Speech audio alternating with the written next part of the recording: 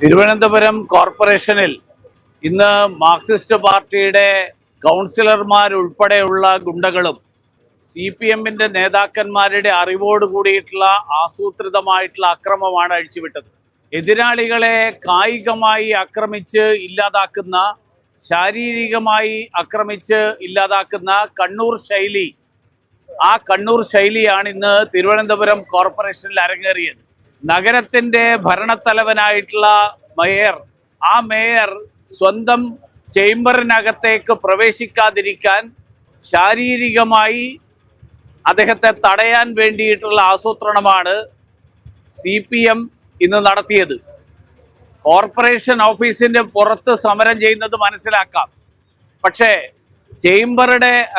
മേയറുടെ ചേംബറിന് പുറത്ത് മേയറെ അകത്തേക്ക് കടത്തിവിടില്ല, അദ്ദേഹത്തെ കസേരയിൽ ഇരിക്കാൻ അനുവദിക്കില്ല എന്നുള്ള സമീപനം ഒരു ജനാധിപത്യ സംവിധാനത്തിൽ ഒരു ജനാധിപത്യ പാർട്ടിക്കും ഭൂഷണമായിട്ടുള്ള ഒരു കാര്യമല്ല.